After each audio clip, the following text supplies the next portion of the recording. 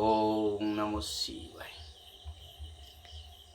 এখন আপনাদের কাছে আমি যে বিদ্যাটি নিয়ে এসেছি, মারাত্মক হিংসুটে বিদ্যা, শত্রু দমন করা।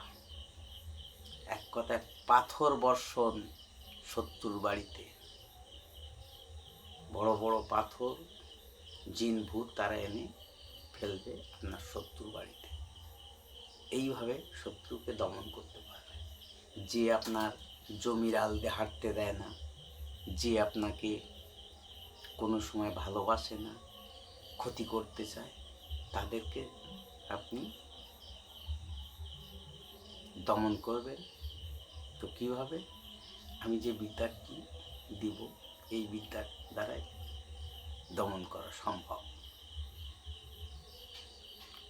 তো কিভাবে কি ব্যবহার করতে হবে, নিয়ম কানুনগুলো করছি আমি।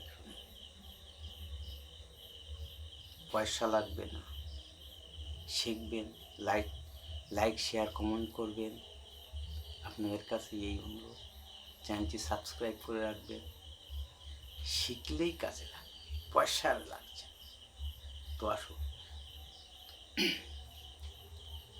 প্রথমে দীপাবলি, দোল পূর্ণিমা, অমাবস্যা, পূর্ণিমা কি মহালয়া দিন আপনারা নির্জন স্থানে একটা ধূপ মোমবাতি জ্বালিয়ে এই মন্ত্রটা 10,000 বার জপে সিদ্ধ করে নেবেন। নেওয়ার পরে আপনারা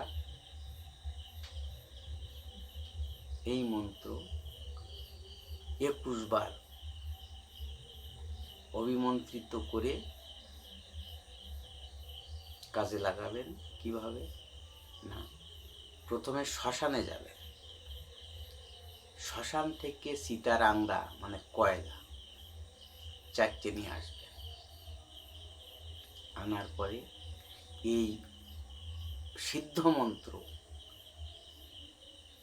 7 বার 21 বার সেই কয়লার উপরে অভিমন্ত্রিত করে আবার শ্মশানে রেখে আসবেন। 4 ঘন্টা পরে ওই কয়লা এনে সেই শত্রুর বাড়িতে, যেখানে নির্জন স্থানে লুকিয়ে রাখলে দেখবেন পরের দিন প্রতি রাতেই পাথর বর্ষণ হবে। তার মানে বর্ষা একভাবে পাথর পড়তে থাকবে, 2-4টি করে প্রতিদিন পড়বে। তারা হতাশ হয়ে যাবে, কোথায় গেল, কে করলো, কি হচ্ছে, কেন পড়ছে, খুঁজে পাবে না। তখন আপনাকেই স্মরণ করবে, দেখো তো কেউ পারে কিনা ঠিক করতে। আপনি যাবেন, যে এই মন্ত্র অভিমন্ত্রিত করে সেই কয়লাগুলো এনে আবার জলে ফেলে দেবেন। ব্যাস,